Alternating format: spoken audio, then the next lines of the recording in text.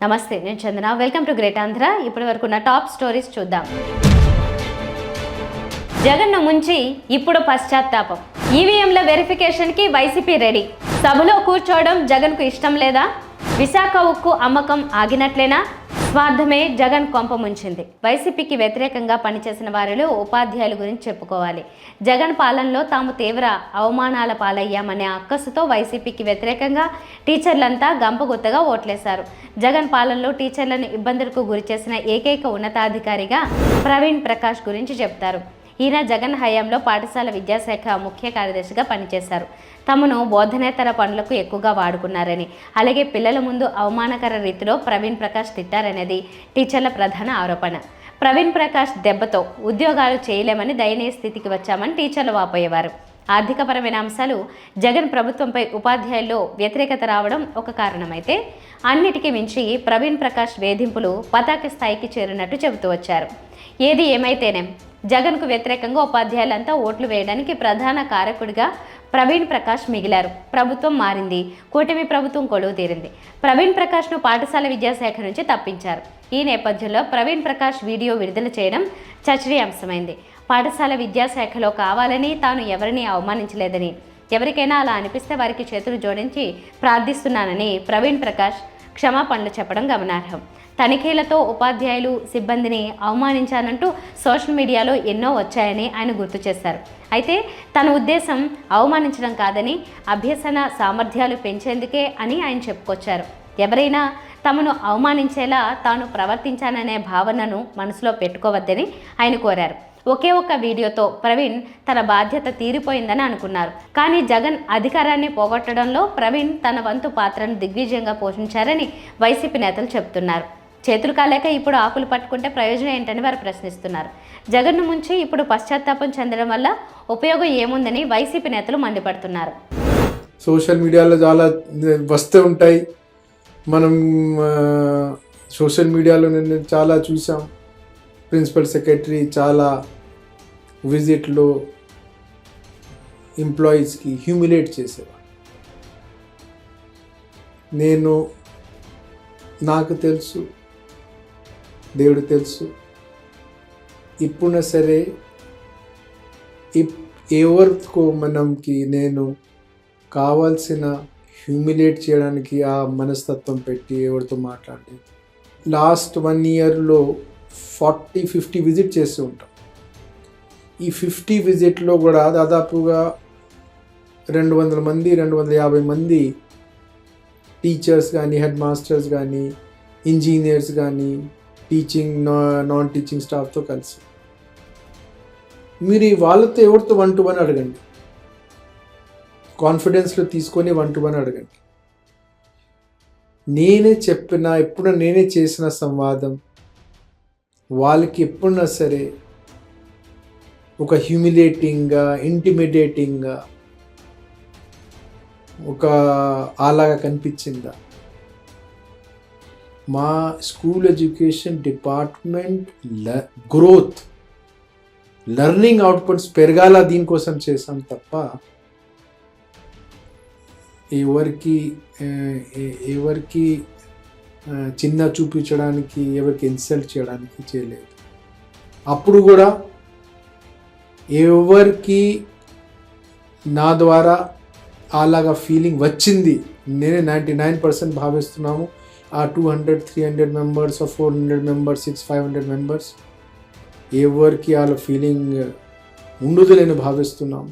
కానీ అయినా సరే నేను అలాగా ఫీలింగ్ వచ్చింది ఎవరికైనా వచ్చింది అంటే నేను చేతి జోడి వాళ్ళతో ప్రార్థన చేస్తున్నాము. Please don't take it to heart. మీ 500 మంది ఎవరున్నారు, ఎవరితో కలిసాము నాకు తెలియదు. ఇప్పుడు నేను ఫ్యూచర్ లైఫ్లో కూడా నేను ఎప్పుడు కలను, వాళ్ళు నాతో కలరు, నేను వాళ్ళతో కలరు. కాబట్టి నేను అలాగా మనుషులకి ఎవరితో నేను కలను. ఎందుకు నేను ఒక మనిషికి అపమానం చేయాలి అంటే నాకు అలాగా మనసు లేదు. ఏపీలో టోటల్గా సీట్లు గల్లంతయ్యి వైసీపీ ఎన్నడూ చూడని పరాజయాన్ని చవిచూసింది. 11 అసెంబ్లీ సీట్లకే పరిమితమైంది. ఆ తర్వాత మెల్లగా ఈవీఎంల ట్యాంపరింగ్ అని వైసీపీ నేతలు చెబుతూ వచ్చారు. ఈవీఎంలు వద్దు, బ్యాలెట్ పేపర్ ముద్దు అని జగన్ లేటెస్ట్గా ట్వీట్ చేయడంతో ఈవీఎంల వల్లనే వైసీపీ ఓటమి చెందినట్టుగా భావిస్తోంది అన్నది స్పష్టమవుతోంది. ఈ క్రమంలో ఏపీలో కొన్ని అనుమానిత అసెంబ్లీ నియోజకవర్గాల్లో భాగంగా విజయనగరం జిల్లాలోని 3ంటిని ఎంచుకుంది అని అంటున్నారు. ఈ మేరకు వైసీపీ తరపున ఈవీఎంల వెరిఫికేషన్ కోసం ఈసీకి దరఖాస్తు చేసినట్లుగా తెలుస్తోంది. విజయనగరంలోని బొబ్బిలి, నెల్లిమర్లలోని ఒక పోలింగ్ కేంద్రం, అలాగే గజపతి నగరం అసెంబ్లీలోని ఒక పోలింగ్ కేంద్రం, ఒంగోలులోని 12 పోలింగ్ కేంద్రాల్లో ఈవీఎంల వెరిఫికేషన్ కోసం వైసీపీ నుంచి కేంద్ర ఎన్నికల సంఘానికి దరఖాస్తు వచ్చినట్లు తెలుస్తోంది. దీని మీద కేంద్ర ఎన్నికల సంఘం నిర్ణయం తీసుకుంటే 4 వారాల్లోగా ఈసీ ఈవీఎంలను వెరిఫికేషన్ చేస్తుంది. ఈ విధంగా వైసీపీ అనుమానాలను నివృత్తి చేసేందుకు ఆస్కారం ఉంటుంది. వైసీపీ ఎంచుకున్న పోలింగ్ స్టేషన్లలో అత్యధిక శాతం ఒక పార్టీకే ఓట్లు పడినట్లుగా చెబుతున్నారు.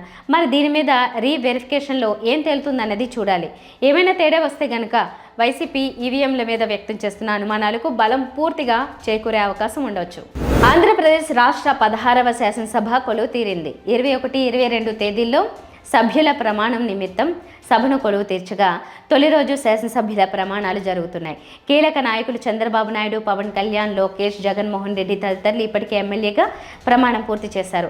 అయితే సభా కార్యక్రమాల తీరును గమనించిన వారికి ఈ శాసనసభలో కూర్చోవడం అసలు జగన్కు ఇష్టమే లేదా అనే అనుమానం కలుగుతోంది.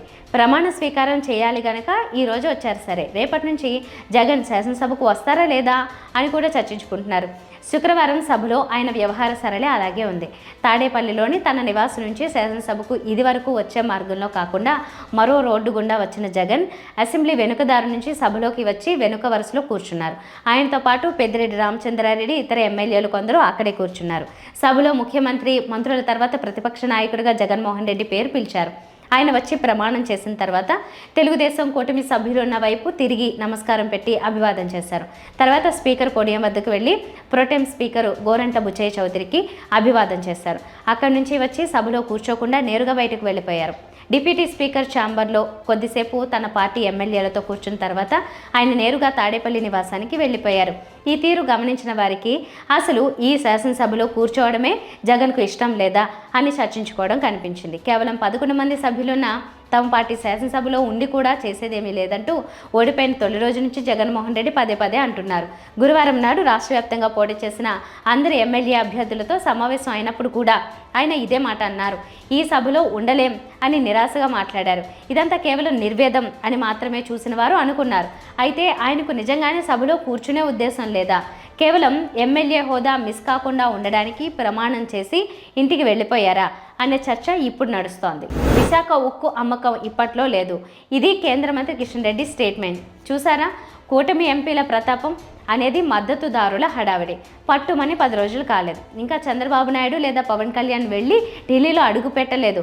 కేంద్రం మీద ఒత్తిడి తెచ్చిన సూచనలు లేవు. మరి ఎలా అమ్మకం ఆగింది అంటే భాజపా ప్రభుత్వం తమ భాగస్వాముల మనోగతం మేరకు ఇలా డిసైడ్ అయిందా? ఇన్ని ప్రశ్నల కన్నా ఒక్క ప్రశ్న చాలు. నిజంగా ఉక్కు అమ్మకం ఆగిందా? కేంద్ర మంత్రి ఏమన్నారు? ఉక్కు అమ్మకం ఇప్పట్లో లేదు అన్నారు, అంతేకాని లేదు అనలేదు. ఆ సంగతి అలా ఉంచితే ఇప్పుడు విశాఖ ఉక్కు పరిస్థితి ఎలా ఉంది? వెంటిలేటర్ మీద ఉన్న పేషెంట్ పరిస్థితిలో ఉంది. ముడి సరుకు లేదు, ఉత్పాదన సగానికి సగం పడిపోయింది. ఆ ఉత్పాదన వల్ల కూడా ఆదాయం రావడం లేదు. ఇప్పటికే పెట్టుబడి సాయం చేసిన వారు పట్టుకుపోతున్నారు. విశాఖ ఉక్కు ఉద్యోగుల పిల్లల కోసం ఏర్పాటు చేసిన 2 స్కూళ్ల విషయంలో చేతులు ఎత్తేసి మీ దారి మీరు చూసుకోండి, జీతాలు ఇవ్వలేమని చెప్పేశారు. మరోపక్క విశాఖ ఉక్కుకు ఉన్న ఒక్కో ఆస్తిని సైలెంట్గా అమ్మేస్తున్నారు. తాజాగా హైదరాబాద్లో ఉన్న స్టాక్ యార్డ్ను అమ్మకానికి పెట్టేశారు. ఢిల్లీ, బెంగళూరు, ముంబై, హైదరాబాద్లో ఉన్న ఆఫీసులు, గెస్ట్ హౌస్లు, స్టాక్ యార్డులు ఇలా రకరకాల ఆస్తుల అమ్మకానికి శ్రీకారం చుట్టారు. హైదరాబాద్లో ఆస్తులు అమ్మితే ఎంత వస్తుంది? మహా అయితే 500 కోట్లు. అదేమన్నా పట్టుకెళ్ళి విశాఖ ఉక్కు కోసం వాడతారా? సమస్య లేదు. విశాఖ ఉక్కు రెక్కలు ఒక్కొక్కటిగా స్మూత్గా సైలెంట్గా విరిచేస్తూ వస్తున్నారు. రెక్కలు లేని పక్షి ఎలా ఎగురుతుంది అనుకుంటున్నారు? విశాఖ ఉక్కు అమ్మకాలు తెలంగాణలో సాగించాలి అంటే స్టాక్ యార్డ్ అవసరం లేదా? మరి అమ్మేస్తున్నారు అంటే ఏంటని అర్థం? విశాఖ ఉక్కు అమ్మకం ఆగలేదు, కొనసాగుతోంది, కొనసాగుతుంది అనే కదా. ఇప్పటికిప్పుడు విశాఖ ఉక్కును కొనడానికి ఎవ్వరూ ముందుకు రారు. ఎందుకంటే భారీగా రేటు చెప్తారు కనుక. ఈ లెక్కలు అన్నీ విరిచేసి కేవలం ప్లాంట్ను మాత్రం ఉంచి అప్పుడు కోట్ చేస్తే రీజనబుల్ రేట్ పలుకుతుంది. కేవలం ఉత్పాదనకు మాత్రం వాడుకునేందుకు ఇప్పటికే ఆ వ్యాపారంలో ఉన్న ఎవరో ఒకరు ముందుకు వస్తారు. వాళ్ళకు ఆల్రెడీ మార్కెటింగ్ సదుపాయాలు అన్నీ ఉండే ఉంటాయి. వాళ్లకు ఈ గెస్ట్ హౌస్లు, స్కూళ్ళు ఇలాంటి భవబంధాలు ఏమీ అక్కర్లేదు. దీనివల్ల పడే ఉద్యోగులు భారం కూడా అవసరం లేదు. కేవలం స్కెల్టన్ విత్ స్కెల్టన్ స్టాఫ్ను తీసుకుంటే పెట్టుబడి తగ్గుతుంది. ఈలోగా ఇలా ఒక్కో రెక్క కట్ చేసుకుంటూ కేంద్రం ఆదాయం తెచ్చుకుంటుంది. అప్పటి వరకు విశాఖ ఉక్కు అమ్మకం ఇప్పట్లో లేదు అనే స్టేట్మెంట్ వినిపిస్తూ ఉండొచ్చు, తప్పేం లేదు. అశ్వత్థామ హత కుంజరహ అనడంలో దోషమేముంది. కానీ కూటమి ఎంపీలు ఆపేశారు అని సంబరాల స్టేట్మెంట్ను మాత్రం వికటిస్తాయి. అదే సమస్య. మాజీ ముఖ్యమంత్రి వైఎస్ జగన్మోహన్ రెడ్డిని స్వార్థమే రాజకీయంగా కొంపముంచింది. ప్రజలకు తనకు మధ్య మరెవరూ కనిపించకూడదనే స్వార్థమే ఆయన రాజకీయ పతనానికి దారితీసిందనే అభిప్రాయం వ్యక్తమవుతోంది. సచివాలయ, వాలంటీర్ వ్యవస్థ ద్వారా ప్రజల వద్దకు పాలనను మరింత చేరువ చేయడానికి ఉపయోగపడిన మాట వాస్తవమే. అయితే ఇందులో జగన్ మనసులో మరో ఆలోచన కూడా ఉంది. చివరికి తన పార్టీ కార్యకర్తలు ద్వితీయ శ్రేణి నాయకులతో కూడా సంబంధం లేకుండా నేరుగా లబ్ధిదారుల ఖాతాల్లో సంక్షేమ నిధుల్ని జమ చేయడమే లక్ష్యంగా పెట్టుకున్నారు. అదేవిధంగా 5 ఏళ్లలో వివిధ సంక్షేమ పథకాల ద్వారా 2.70 లక్షల కోట్లను జమ చేశారు. ఈ క్రమంలో తన పార్టీకి ప్రాణమైన కార్యకర్తలు, గ్రామ నాయకుల్ని రాజకీయంగా చంపేశారు. పరిపాలనలో తమ భాగస్వామ్యం లేకుండా జగన్ చేయడాన్ని వైసీపీ కార్యకర్తలు, నాయకులు జీర్ణించుకోలేకపోయారు. తమతో పని లేకుండా వాలంటీర్లతోనే ఎన్నికలు చేసుకునేలా జగన్ ఉన్నారనే ఉద్దేశంతో క్రమంగా వైసీపీకి కార్యకర్తలు దూరమయ్యారు. ఎంతో కష్టపడి జగన్ను సీఎంగా చేసుకుంటే అధికారంలో ఉంటూ ప్రతిపక్ష పార్టీ కార్యకర్తల్లా గడపాల్సి వచ్చిందన్న ఆవేదన వారిని మానసికంగా కుంగదీసింది. రాజకీయాల్లో జగన్ ప్రమాదకరమైన గేమ్ చివరికి ఆయన్నే ముంచేసింది. ప్రభుత్వాధినేతగా తాను తప్ప మరెవరి పేరు వినపడకూడదు, కనపడకూడదని జగన్ 5 ఏళ్లు పాలన సాగించారు. ఈ పిచ్చిలో నుంచే రైతు పట్టాదారు పాసు పుస్తకాలపై తన బొమ్మల్ని ముద్రించుకోవడం, అలాగే సర్వేరాళ్లపై కూడా తానే కనిపించడం పరాకాష్ఠగా చెప్పుకోవచ్చు. తాను అధికారంలోకి రావడానికి పనికొచ్చిన వైసీపీ కార్యకర్తలు, నాయకులు ప్రభుత్వంలో మాత్రం భాగస్వామ్యం లేకుండా చేయాలని అనుకోవడం వికటించిందనే అభిప్రాయం వ్యక్తమవుతోంది. ఇది ఇవాల్టి టాప్ స్టోరీస్. మరిన్ని అప్డేట్స్తో కలుద్దాం. నమస్తే.